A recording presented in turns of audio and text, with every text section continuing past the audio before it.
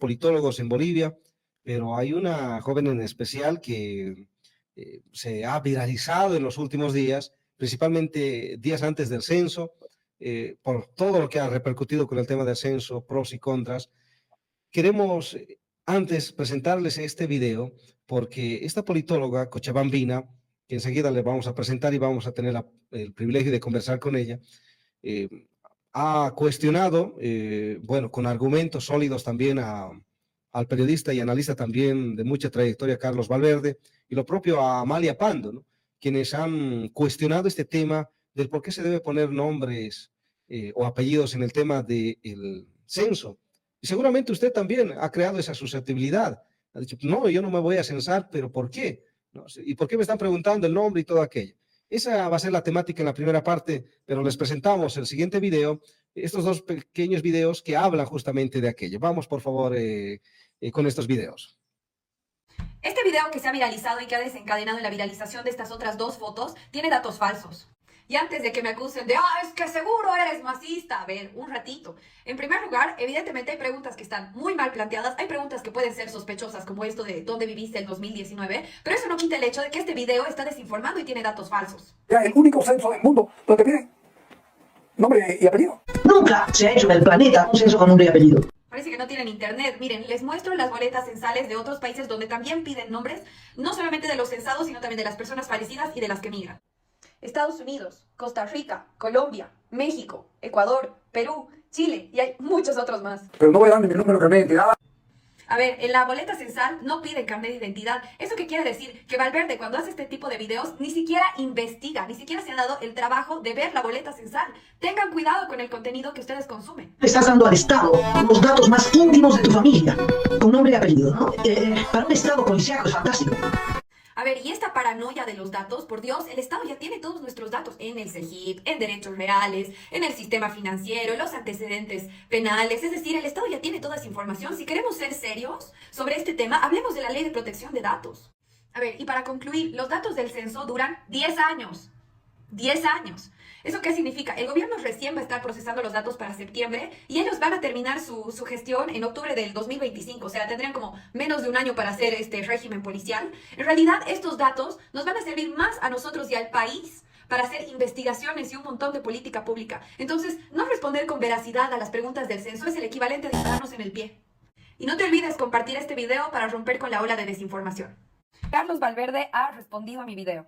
Una chica de nombre @la.aparicio que tiene una bonita espalda. Y ha respondido con más desinformación. Nombre, no, nombre y apellido. Carlos Valverde dice que en la mayoría de los censos solamente piden nombre y no así nombre y apellido. Y aquí les muestro las boletas censales de Bolivia. El 2001 el presidente era Jorge Quiroga, nombre y apellido. En 1992 el presidente Jaime Paz Zamora, nombre y apellido. En 1976 el presidente era Hugo Banzer, nombre y apellido. Vayan por su cuenta a la página del INE, hagan clic en las 3 líneas, anteriores censos y boletas censales anteriores y ahí van a poder chequear con calmita. ¿En serio vos creés que se cumple la ley de protección de datos?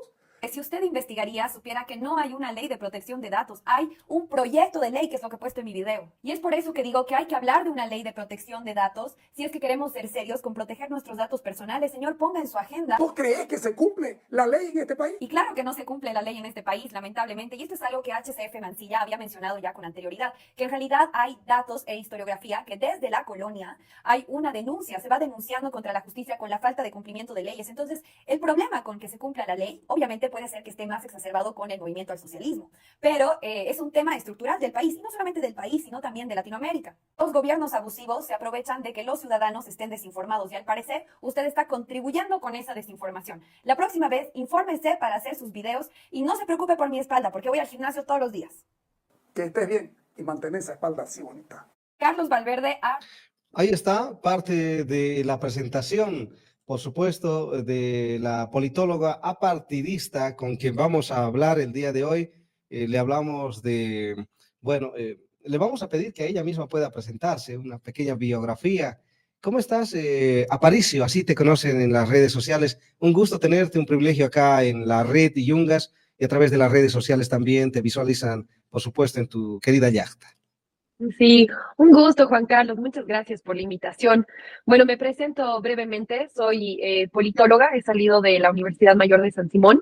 Y claro, bueno, no, esta carrera no es muy conocida, ¿no? Pero los politólogos, dentro de muchas cosas que hacemos, una de nuestras principales labores es lecturar la realidad política, ¿no? Entender, tratar de entender cuál es ese lenguaje y todas estas cosas que no se ven, que no son evidentes, ¿no? Entonces intentamos un poco cómo descifrar el interés de los políticos, qué hay detrás de los ciudadanos, cómo se mueven las relaciones entre ciudadanos y políticos. Entonces es eso. Ahora estoy en todas mis redes sociales presente como La Aparicio. Recién he empezado desde enero de este año a hacer ya contenido más seguido, donde todos los viernes saco algo más específico sobre ciencia política ligado al contexto actual, ¿no? Entonces eso brevemente como para presentarme rápido. Bueno, ahora como politóloga, este tema del censo, ¿por qué razón? Bueno, en los videos se describe y realmente un buen resumen, más allá de que Valverde le dice que tiene una buena espalda, creo que era para despistar aquello. eh, eh, ¿Cómo ha visto, según el análisis, ha perjudicado? Veía algunos videos, realmente Santa Cruz, por ejemplo, Camacho ha venido diciéndole en reiteradas veces al gobierno de Luis Arce que Santa Cruz tiene más de 4 millones de habitantes, pero con esta situación cree que ha perjudicado al mismo Santa Cruz a no censarse quizá por poner el nombre o el apellido. Es realmente, según los datos que usted recaba y cita ahí a Jorge Tuto Quiroga y los expresidentes de Bolivia, donde ya se ponía estos datos, ¿no? Y además sumado al CEGIP, donde ya están registrados los datos. ¿Ha perjudicado a Santa Cruz especialmente este tema? Específicamente, el no haber dado los datos personales, es decir, el nombre y el apellido únicamente, puede que no tenga un gran impacto a los resultados del censo. Pero ¿cuál es el problema? Y eso es lo que he visto que ha sido un tema importante en el INE estos últimos días posteriores al censo, y es que muchos ciudadanos cruceños han decidido directamente no censarse. Entonces, han habido urbanizaciones y barrios enteros donde las personas se han negado. Entonces, ¿qué implica eso? Nosotros sabemos que el censo, principalmente dentro de las muchas otras funciones que tiene, son dos. La primera, que sirve para la distribución de recursos fiscales, ¿no? Entonces, el Estado, de acuerdo a la cantidad de personas, distribuye recursos para que puedan hacer sus POAs y demás cuestiones, ¿no? Y por otro lado, de acuerdo a la cantidad de personas, eh, se distribuyen los escaños, es decir, la distribución de la representación política. Entonces, ¿qué pasa?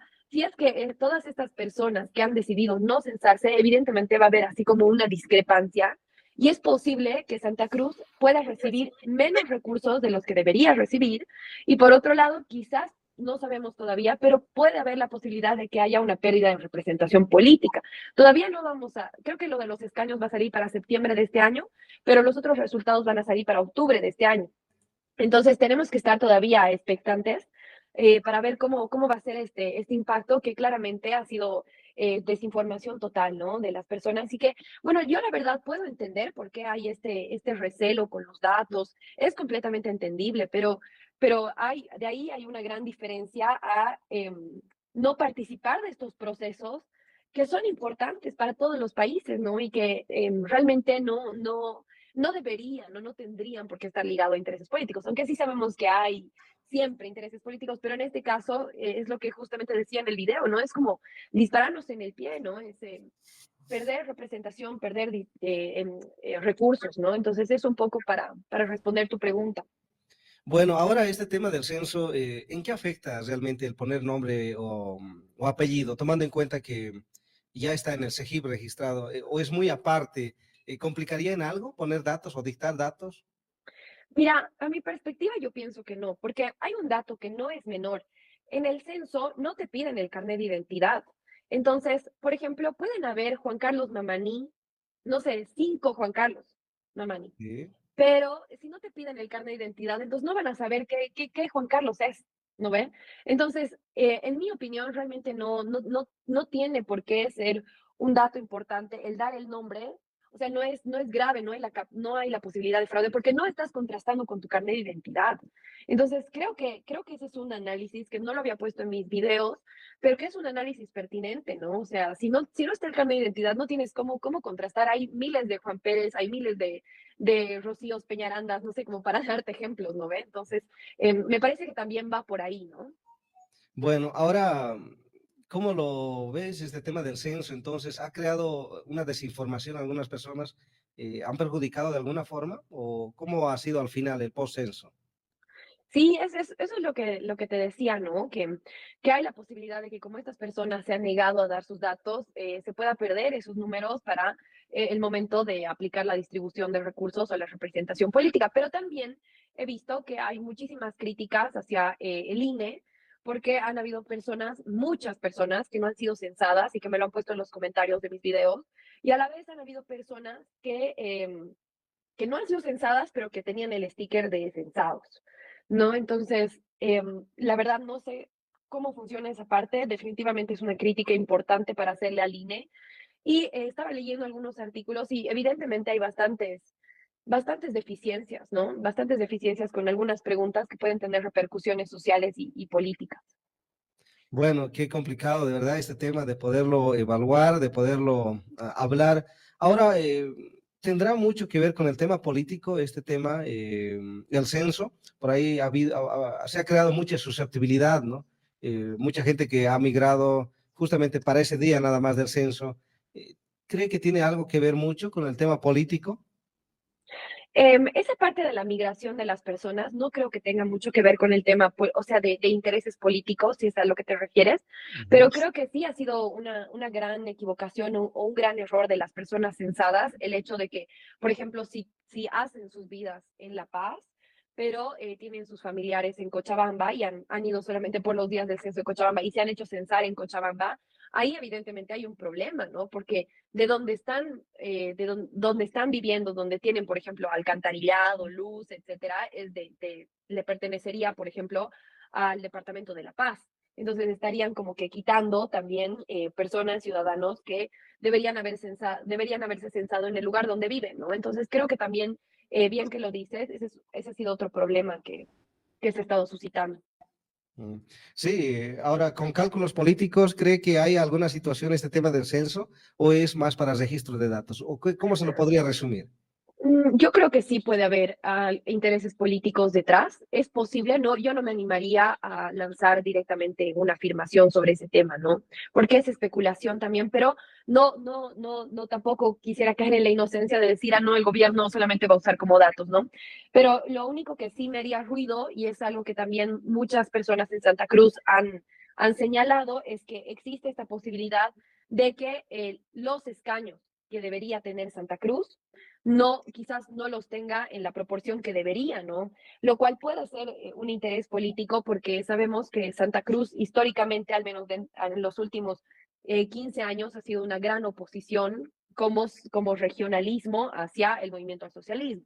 Entonces, puede que haya ahí alguna intención también del gobierno para poder cambiar este tema de la distribución, pero que lamentablemente, si esa ha sido la intención del gobierno de quitarles escaños, los mismos cruceños han colaborado y han coadyuvado con el gobierno al no hacerse censar. Entonces es grave, ¿no? A mí me ha parecido terrible que después de haber hecho tantos bloqueos, que cuando estaba Luis Fernando Camacho todavía ejerciendo de gobernador, cuando no estaba en la cárcel, él ha sido uno de los principales promotores, ¿no? De bloquear para que se lleve a cabo el censo el año pasado. Y después resulta paradójico que luego la población cruceña rechace el censo, ¿no? Entonces es como, bueno, compañeros, nos pondremos de acuerdo, ¿no? Entonces así, por ahí también un poco lo pienso y, bueno, me he desviado del tema, pero volviendo a tu pregunta, sí, evidentemente puede que hayan estos intereses políticos, ¿no? Que yo lo veo principalmente en el tema de representación política. Luis Villegas Noriega dice en su comentario, se debería sancionar a las personas que se censaron en otro lugar. ¿Realmente cree que hubiese sido esto viable? Am, Creo que por cuestiones estratégicas y técnicas es un poco difícil multar o sí, multar a las personas o darles algún tipo de castigo, ¿no? Porque es difícil identificar quiénes son, quiénes no son. Y creo que, por otro lado, podría ser también un atentado a la democracia, porque querramos o no, el deseo de cada persona, o bueno, la intención de hacerse censar o no, es también una decisión personal. Y creo que el gobierno podría caer en un autoritarismo si es que em, caería contra todo el peso de la ley por no haberse censado, ¿no? Entonces, creo que no podría ser viable. Mm.